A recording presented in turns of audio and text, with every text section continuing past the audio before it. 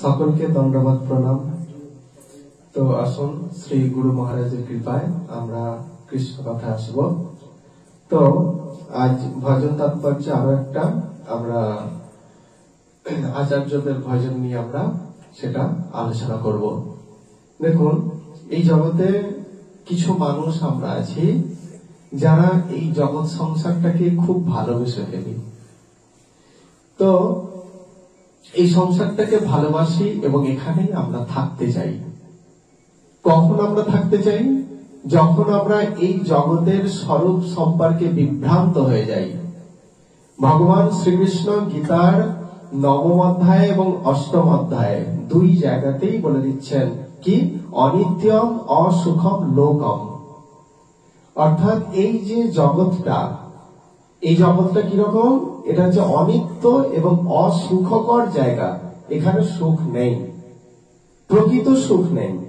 আর কি 8ম অধ্যায় বলছেন যে দুঃখালয় অশাশ্বতম, এটা দুঃখের আলয় এবং অশাশ্বত জায়গা।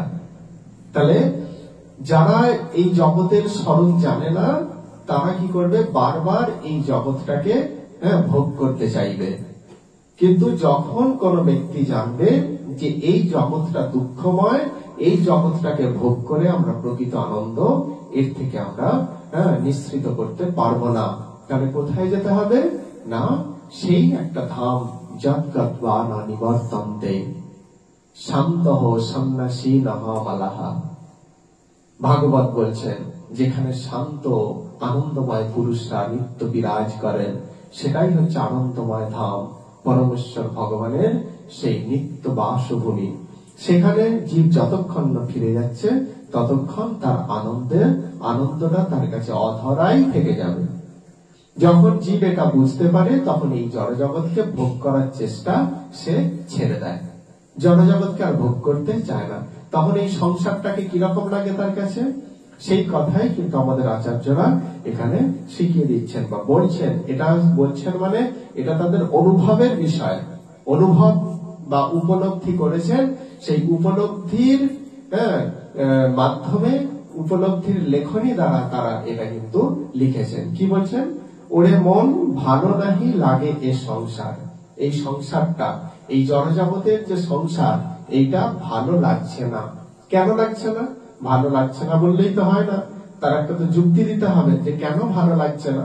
তখন কি বলছেন? না, জনম মরণ জরা এ সংসারে আছে ভরা, তাহে কিবা আছে বলো সার।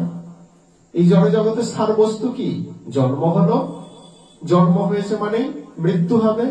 জন্মের সময় এক যন্ত্রণা, আবার মৃত্যুর সময় আবার ভিন্ন প্রকৃতির একটা স্বাদের যন্ত্রণা, তাই তো? ভিন্ন স্বাদের যন্ত্রণা। সেই জন্য ভগবান শ্রীকৃষ্ণ গীতাতেও বলছেন জাতস্যহি ধ্রুব মৃত্যু জন্ম ধ্রুব মৃতস্য চ। যার জন্ম হয়েছে তার মৃত্যু অবশ্যম্ভাবী। তাহলে এই জগতে কি কেন ভালো লাগছে না?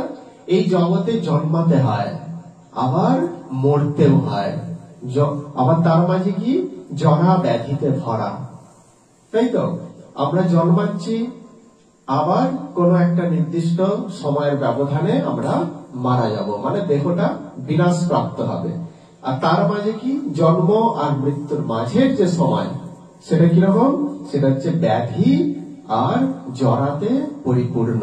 ব্যাধি আমাদের শরীরে, আর জরা, আমরা জরাগ্রস্ত হই। এটা কিন্তু জন্ম মৃত্যু জরা ব্যাধি, এটার মধ্যে একটাও কিন্তু সুখদায়ক নয়, সবটাই কিন্তু মানে দুঃখদায়ক। সেই জন্য বলছে যে এই সংসারটাকে কেন ভালো লাগে না? না, জন্ম মরণ জরা এ সংসারে আছে ভরা, তাহে কিবা আছে বলো সার। এর থেকে সার বস্তু আর কি আছে? এই জগতের শ্রেষ্ঠ পুরস্কারই তো হচ্ছে তাই মৃত্যু। আমাদের একটা দিন চলে যাচ্ছে মানে একটা দিন আয়ু থেকে কমে গেল, তাই তো? তাহলে আমরা কোথায় যাচ্ছি? মৃত্যুর দিকেই আমরা কিন্তু যাচ্ছি। কিন্তু সেই অমৃতময় স্থান, সেখানে যাওয়ার জন্য তো তৈরি হতে হবে। সেখানে যাওয়ার জন্য আমাদেরকে সাধনা করতে হয়, না হলে কিন্তু যাওয়া যায় না। আমরা কিন্তু মোড়ে সবাই যাব, ঠিক আছে, কিন্তু মোড়ে কোথায় যাব এটা কিন্তু সবার ক্ষেত্রে সমান নয়। হ্যাঁ, কোথায় যেতে হবে, মরার পর আমাদেরকে কোথায় যেতে হবে সেটা আগে জানতে হয়। কোথায় যাব আমরা মরে? ধরুন আপনি কোথাও বেড়াতে গেছেন, আপনার এবার মনে হচ্ছে যে এবার আপনি বাড়ি ফিরবেন। তো বাড়ি ফিরবেন বলে আপনি যে কোনো একটা বাড়িতে, ওখান থেকে ফিরে যে কোনো একটা বাড়িতে প্রবেশ করলে কি হবে? হয়তো তারা খুব ভালো ব্যক্তি, দুদিন অতিথি হিসাবে আপনাকে রাখলো, তারপরে যখন দেখবে যে আপনি আর বাড়ি থেকে যাচ্ছেন না, তখন আপনা থেকেই তারা তাড়িয়ে দেবে বা আপনাকে সেখান থেকে চলে যেতে বলবে। কেন? সেটা আপনার নিজের বাড়ি নয়। তাহলে আপনি বিদেশ থেকে ফিরছেন মানে কোথায় ফিরবেন? আপনার যেটা নিজস্ব বাড়ি, বুদ্ধিমান ব্যক্তিরা সেটাই করেন, যেটা নিজস্ব বাড়ি সেখানে ফেরাই ভালো। এর তার বাড়িতে 2 দিন আদর করবে, 3 দিন করবে, ঠিক আছে, 4 দিনের দিনে হয়তো তাড়িয়ে দেবে বা চলে যেতে বলবে। ঠিক সেরকম মোড়ে আমরা সবাই যাব, কিন্তু মোড়ে কোথায় যাব? যা কিছু আছে সব কিন্তু আমাদের পরের গৃহ। আমাদের নিজস্ব গৃহ কোনটা? সেই ভগবত ধাম। সেখানে গেলে আর কখনো আমাদেরকে এই জগতে ফিরে আসতে হবে না। ভগবান শ্রীকৃষ্ণ প্রতিজ্ঞা করেই সেই কথা বলে দিয়েছেন, কি না, যৎ গত্বা না নিবর্তন্তে তদ্ধাম পরম মম। যেখানে গেলে আর কখনোই তোমাকে এই দুঃখময় জগতে ফিরে আসতে হবে না, সেটাই হচ্ছে আমার নিত্য ধাম, সেখানে ফিরে চলো। কিন্তু আমরা যদি অন্য কোথাও ফিরে যেতে চাই, অর্থাৎ স্বর্গে বা অন্য কোনো এরকম সুখময় আপাত সুখকর কোন স্থানে, তাহলে কিন্তু আমাদের পুণ্য ক্ষয় হয়ে গেলে আবার ফিরতে হবে। তাহলে স্বর্গ বা অন্য কোনো এইরকম গ্রহলোকে ফিরে যাওয়া আমাদের উদ্দেশ্য নয়। আমাদের উদ্দেশ্য কি? আমাদের উদ্দেশ্য সেই পরম ধামে ফিরে যাওয়া। তাহলে সেটাই যে এই জগতের সারবস্তু হচ্ছে এইটাই, যে জন্ম মৃত্যু জরা ব্যাধি সংসার, এর বেশি আর কিছু এখানে নেই। এটাই এখানে সারবস্তু। এখানে আমরা যাই করি না কেন, তার অন্তিম পরিণতি মৃত্যু। হ্যাঁ, তো এটাই বলছেন আর কি, না ধনজন পরিবার কেহ নহে কভুকার, কালে মিত্র অকালে অপর। খুব সুন্দর একটা কথা বলছেন, এটা যেটা বাস্তব। কি?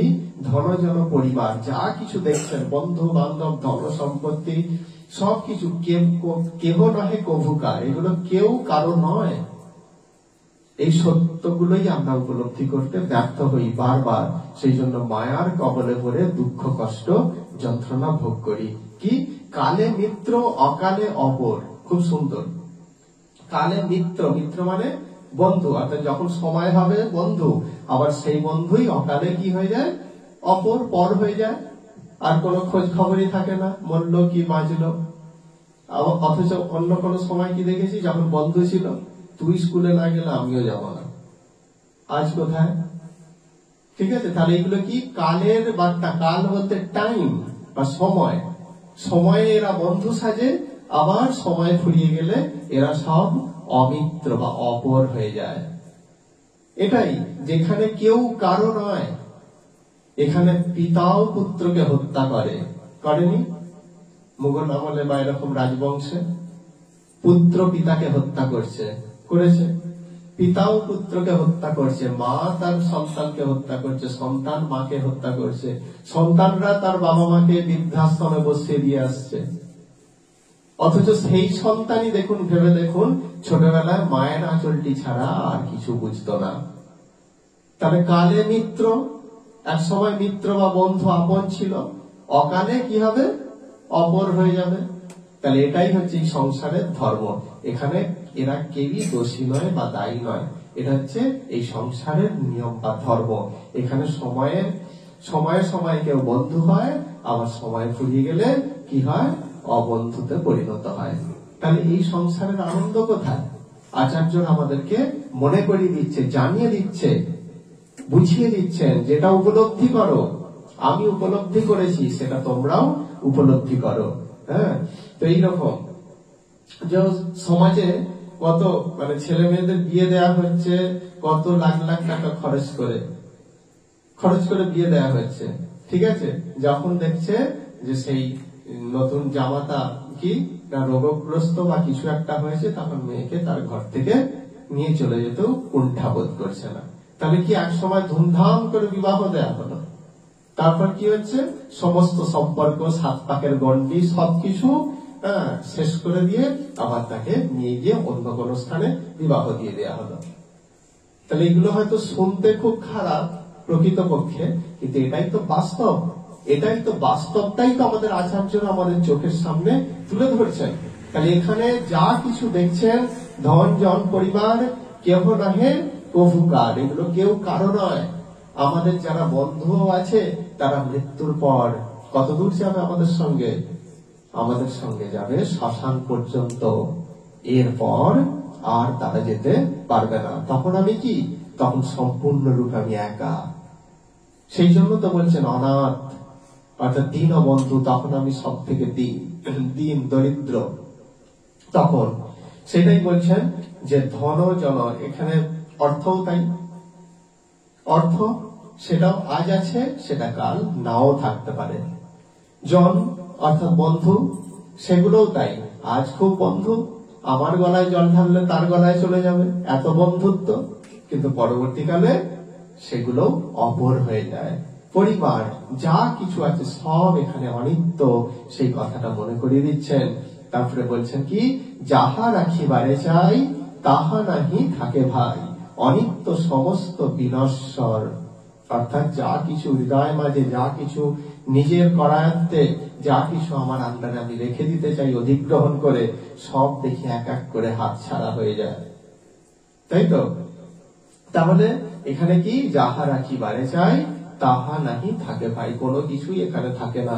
আমি জীবনে এই আজকে সুখী, সব থেকে সুখী, এই সুখটাকে আমি রেখে দিতে চাই। আমি প্রার্থনা করি ভগবান আজকের দিনটা যেন আমার জীবনে সারা জীবন থাকে। থাকবে কি?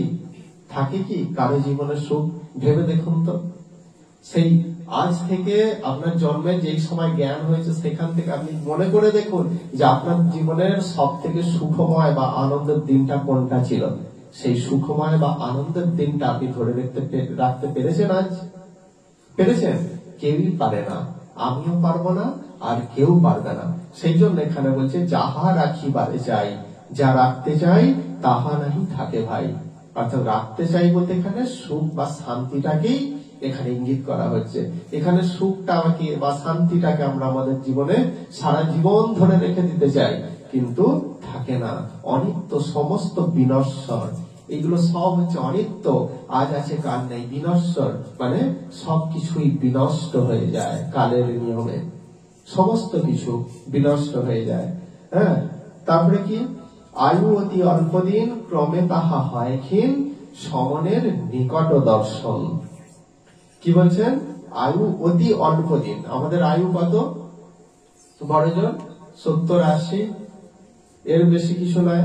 সেই জন্য বলছে আয়ু অল্প দিন। কালের নিয়মে এই 80 বছর কিছুই না, দেখতে দেখতে চলে যাবে 80 বছর।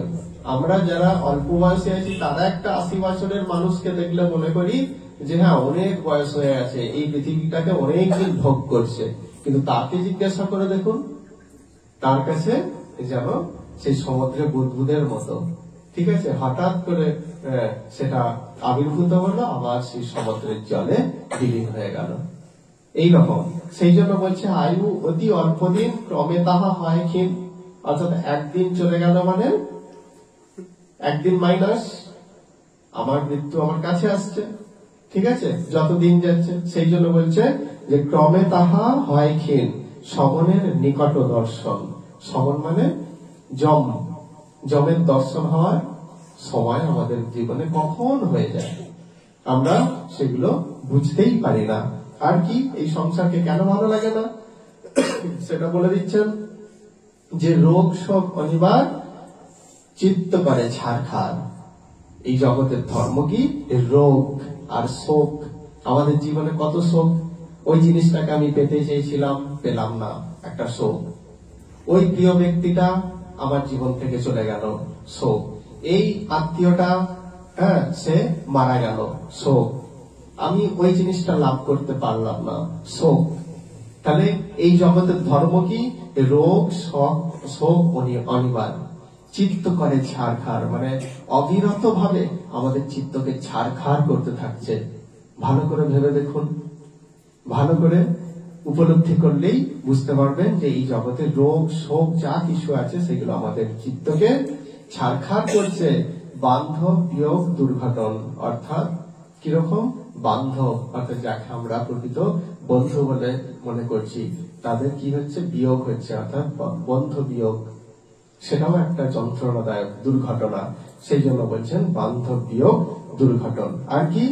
ভালো করে দেখো ভাই, এই জগতের স্বরূপটা বুঝিয়ে দিলেন আচার্যরা, আমাদের চোখে আঙুল দিয়ে বলে দিলেন, বুঝিয়ে দিলেন যে দেখো, আমি যেটা বলছি সেটা আমার উপলব্ধি হলেও তোমাদের প্রত্যেকের জীবনেই কিন্তু সেটা হয়।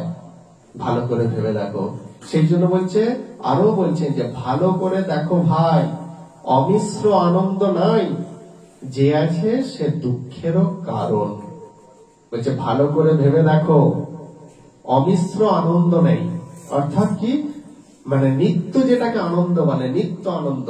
নিত্য মানে যেটা কালকেও ছিল, গতকাল ছিল, আজকেও আছে এবং আগামীকালও থাকবে, সেই রকম আনন্দ আছে।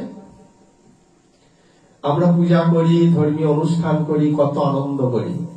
এবছরের পুজোরে বিশাল মস্তি করেছি, সব বলে থাকি। সেই মস্তিটা ধরে রাখতে পেরেছি, সেই আনন্দটা ধরে রাখতে পেরেছি।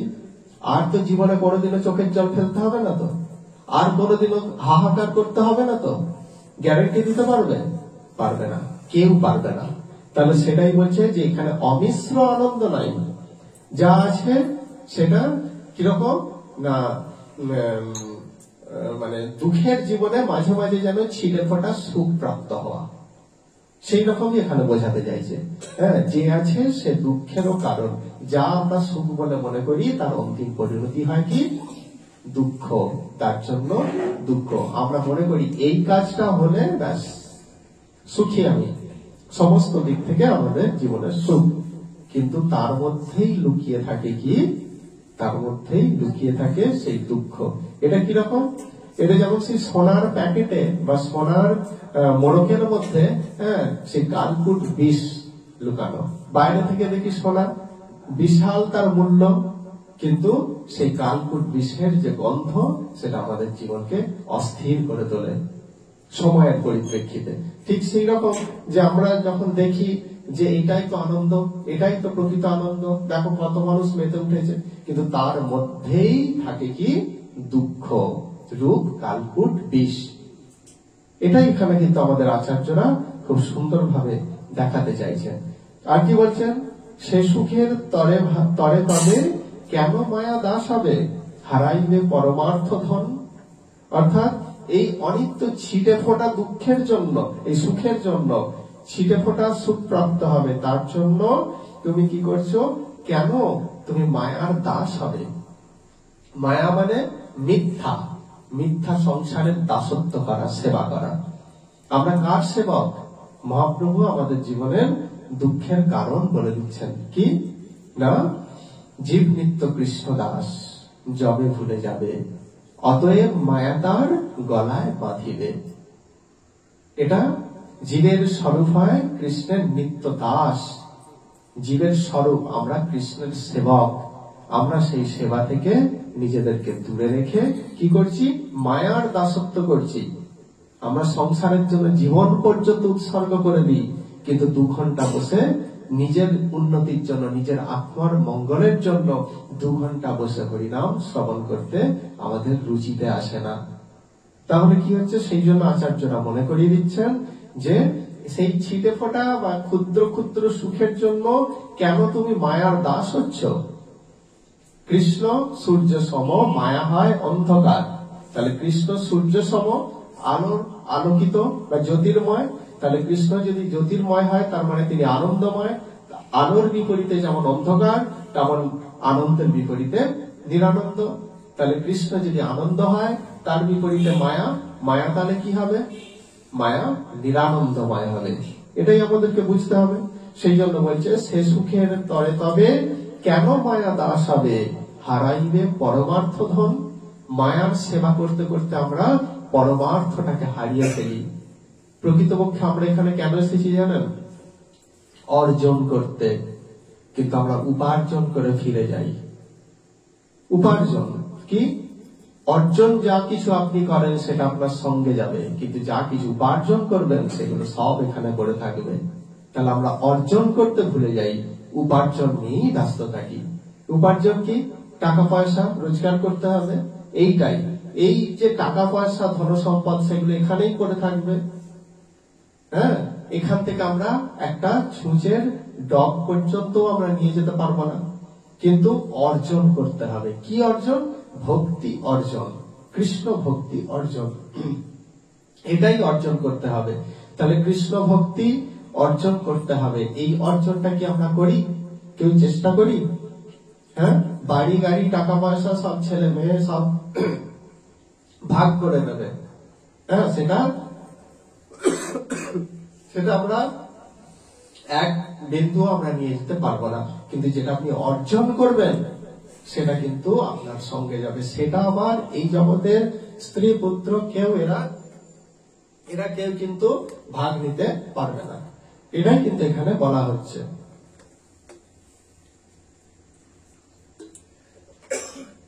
তাহলে দেখুন, এখানে সেই জন্যই বলছেন যে হারাইয়াছ পরমার্থ ধন, অর্থাৎ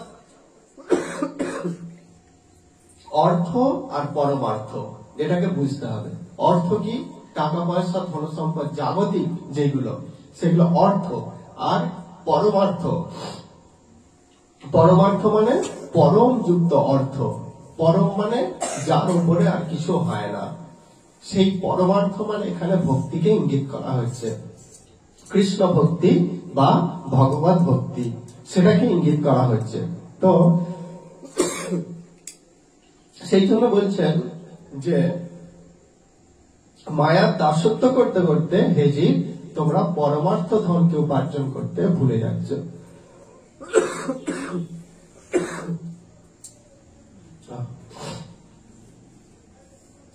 এরপর কি বলছেন? ইতিহাস আলোচনে ভেবে দেখো নিজ মনে কত আসরিক দুরাশয়, ইন্দ্রিয় তর্পণ সার করি কত দুরাচার, শেষে লভে মরণ নিশ্চয়। আচ্ছা, কি বলছেন এখানে?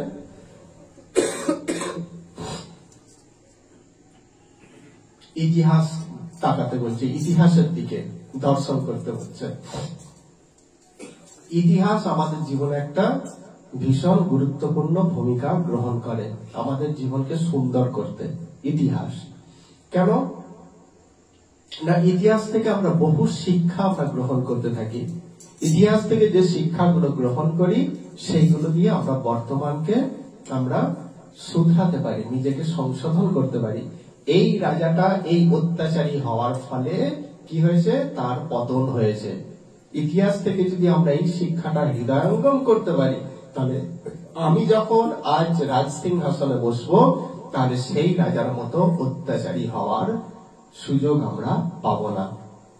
একজন বিখ্যাত দার্শনিক, এটা খুব সুন্দর, তিনি তার দর্শন চর্চা পরিত্যাগ করে তিনি বেশ কয়েকদিন তাদের ন্যাশনাল লাইব্রেরি থেকে ইতিহাস সম্পর্কে তিনি গ্রন্থ নিয়ে তিনি পড়ছেন দিনের পর দিন। এবার উনি একজন ফেমাস ব্যক্তি, ওনাকে তো সবারই নজরে পড়বে, এটা স্বাভাবিক। হ্যাঁ, তো দেখছেন যে উনি একজন ফিলোসফির একজন গবেষক হওয়া সত্ত্বেও উনি ইতিহাস নিয়ে তিনি চর্চা করছেন। কেন? 7 দিন বা 7 দিনের মধ্যে সেই লাইব্রেরির সমস্ত গ্রন্থ তিনি পড়ে ফেললেন। পড়ে সেই লাইব্রেরিয়ান তাকে জিজ্ঞাসা করছেন যে আচ্ছা, আপনি তো এই ইতিহাস নিয়ে এতদিন ধরে চর্চা করলেন বা পড়লেন, তো ইতিহাস থেকে কি শিক্ষা নিলেন?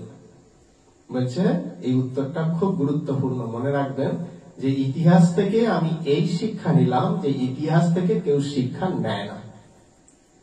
মানে বুঝলেন?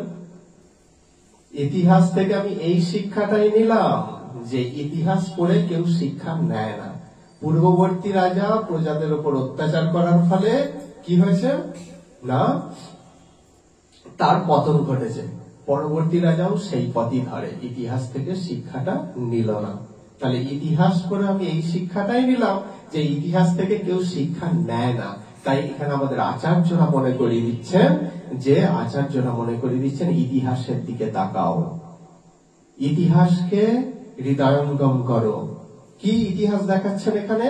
দেখো, যে সমস্ত মানুষ সেই দুরাচারী আসরিক প্রবৃত্তি সম্পন্ন মানুষ, ভালো করে ভেবে দেখো, ইন্দ্রিয় তর্পণ সার করি কত দুরাচার, তাদের জীবনের একমাত্র লক্ষ্য ছিল ইন্দ্রিয় সুখ ভোগ করা, করেওছে তাই সারা জীবন ধরে। কত দুরাচার করেছে নিজের সুখের জন্য, নিজের ইন্দ্রিয় তৃপ্তির জন্য, কত দুরাচার তারা করেছেন।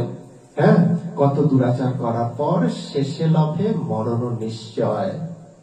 এত দুরাচারী হয়ে, এত ইন্দ্রিয় তর্পণ বা ইন্দ্রিয় সুখ উপভোগ করার পরেও তাদের জীবনের শেষ পরিণতি কি হয়েছে? না, মরণ, নিশ্চিত রূপে মরণ।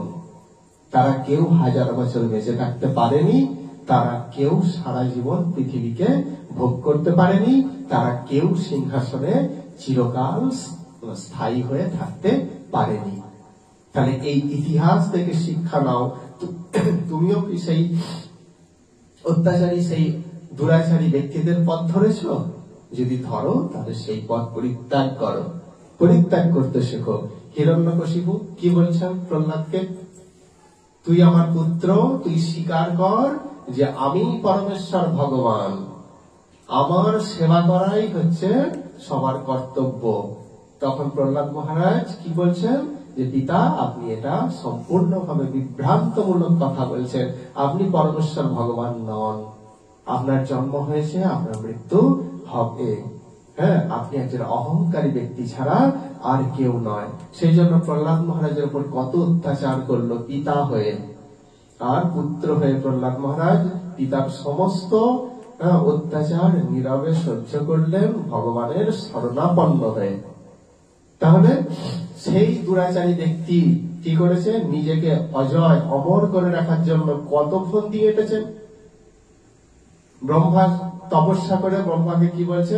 আমাকে অমর হওয়ার বর দাও। ব্রহ্মাজি কি বলছেন?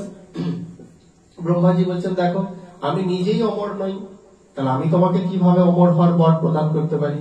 যেটা আমার কাছে নেই সেটা কি আমি তোমাকে দিতে পারি? পারি না।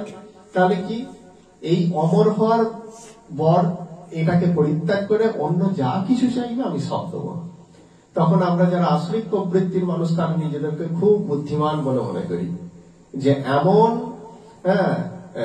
গৃহ নির্মাণ করবো, কোন ছিদ্র থাকবে না দুঃখ প্রবেশ করার। ঠিক আছে, হিরণ্যকশিপুও সেটা ভাবলেন। কি বললেন? আমি দিনে মরবো না, রাতে মরবো না, পৃথিবীতে মরবো না, আকাশে মরবো না, তারপরে কি কোনো অস্ত্রে মরবো না, 12টা মাসের মধ্যে মরবো না। হিরণ্যকশিপু ভাবলেন কি, আমি অমর হয়ে গেলাম। কিন্তু ভগবানের যে চক্রান্ত, সেই চক্রান্তের উপরে আমরা উঠতে পারি না। দিনেও মরবে না, রাতেও মরবে না, তাহলে দিন আর রাতের সন্ধিক্ষণ, গধূলিতে মর। 12টা মাসে মরবে না, 12টা মাস ছাড়াও একটা অধিমাস আছে, যেটা কয়েক বছর ছাড়া ছাড়া হয়, সেই অধিমাসে মর। ঠিক আছে, কোন অস্ত্রে মরবে না, তো ঠিক আছে, আমার এই যে দিব্য পাথরের থেকেও শক্ত নখ আছে, নখের দ্বারা মরো। ঘরেও মরবে না, ঘরের বাইরেও মরবে না। ঠিক আছে, চৌকাটে মরো, যেটা ঘরের বাইরেও নয়, ঘরের ভেতরেও নয়। ঠিক আছে, আর কি চাই বলো? হ্যাঁ, আমরা আসরিক প্রবৃত্তির মানুষরা এই জগৎকে ভোগ করার জন্য আমরা কত ফন্দি করি, কত প্ল্যান করি, কিন্তু কালের নিয়মের ক্ষেত্রে সমস্ত কিছুই ধূলিসাৎ হয়ে যায়। এটাই আমাদেরকে আচার্যরা দেখাতে চাইছেন, যে ইন্দ্রিয় তর্পণ সার করি কত দুরাচার, শেষে লাভে মরণ নিশ্চয়। হিরণ্যকশিপুকেও মরতে হয়েছিল। রাবণ, যার ভয়ে নবগ্রহকে বেঁধে রেখেছিলেন, যার ভয়ে স্বর্গের দেবতা ইন্দ্র, যার নাম শুনলে তার সিংহাসন কাঁপত ভয়ে থরথর করে, তাকেও কিন্তু মরতে হয়েছে। তাহলে এই জগতের, সেই জন্য আচার্যরা বলছেন যে ইতিহাস দেখো, ইতিহাস দেখো। একসময় লাদেন আমাদের গোটা বিশ্বের ত্রাস হয়ে সমগ্র বিশ্বকে কাঁপিয়েছেন। তার নাম শুনে কি হয়েছে? তার নাম শুনে সাধারণ মানুষ কম্পিত হয়েছে। আজ দেখো, তার কোনো চিহ্নই নেই। তাহলে এই আসরিক প্রবৃত্তিগুলোকে পরিত্যাগ করে। এই আসরিক প্রবৃত্তির দ্বারা তুমি 2 দিন সফল হবে, 3 দিন হবে, তারপরের দিন তুমি ভগবানের চক্রান্তে সম্পূর্ণরূপে বিপর্যস্ত হবে, ধূলিসাৎ হয়ে যাবে। সেই জন্য বলছেন ভালো করে ভেবে দেখতে, কত আসরিক দুরাশয়, ইন্দ্রিয় তর্পণ সার করি কত দুরাচার, শেষে সেই মৃত্যুকেই লাভ করেছে। তুমিও সেই পথে পা বাড়িও না।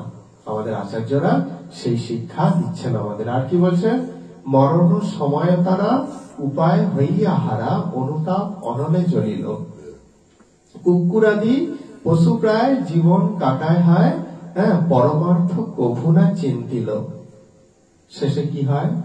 তাদের সমস্ত শক্তি একসময় তারা রক্তের ধন জন, তার অহংকারে মত্ত হয়ে, তাদের মনে বলিয়ান হয়ে তারা বিষাক্ত গোখ্র সাপের মতো থাকতো। আজ কাল তাদেরকে কি করে দিয়েছে? কালের নিয়মে তারা গোখ্র সাপ থেকে একটা জল ঠোড়াও নেই, হেলে সাপও নয়, কেঁচোতে পরিণত হয়েছে। দেখবেন সমাজেও দেখবেন কিছু মানুষ আছে যারা দাপিয়ে বেড়ায়। কাল তাদেরকে কি করে? তাদের সমস্ত কিছু এক সময় হরণ করে নিয়ে তাদেরকে সম্পূর্ণরূপে কেঁচোতে পরিণত করে দেয়। তাহলে এটা আমাদের সেই ইতিহাস শিক্ষা দিচ্ছে বা আচার্যরা শিক্ষা দিচ্ছে। শেষে কি হচ্ছে না, মরণের সময় তারা উপায় হইয়া হারা, অর্থাৎ মরণের সময় তারা উপায়হীন। হায়রে, আমি এত করেও বাঁচতে পারলাম না, এত করেও আমার জীবনের শেষে সুখ আসলো, এই দুঃখ আসলো, এত করেও আমি আজ দুঃখে হাবুডুবু খাচ্ছি, এখন আমার পাশে কেউ নেই। তখন কি হতো? 40 বছর আগে একটা এরকম করলে কি হতো? 1000 লোক চলে আসতো। এখন তো গলা ফাটিয়ে মানে চেঁচালেও বা চিৎকার করলেও কেউ তো আমার পাশে আর নেই। তাহলে উপায় হারা আমি আজ, অনুতাপ অনলে জ্বলিল। আমি কি করেছি? হায়, অনুতাপের আগুনে শেষ জীবনটা জ্বলতে থাকছে। আর কি? কুকুরাদি পশু প্রায় জীবন কাটায় হয়। কুকুরাদি পশুগুলো যেমন ভাবে জীবন কাটায়, তাদের জীবনটাও সেইভাবে অন্তিমে তারাও সেটাই লাভ করে। পরমার্থ কভু না চিন্তিল। কেন করে এটা? কারণ তারা পরমার্থকে চিনতে শিখল না। তারা শুধু অর্থকে চিনেছে, কিন্তু পরমার্থকে তারা সম্পূর্ণভাবে বর্জন করেছে। পরমার্থকে সম্পূর্ণভাবে চিন্তা থেকে দূরে রেখেছে। সেই জন্য তাদের এই অবস্থা। এমন বিষয়ে মন কেন থাকো অচেতন, ছাড়ো বিষয়ের আশা। শেষে সেই আচার্য কি করছেন?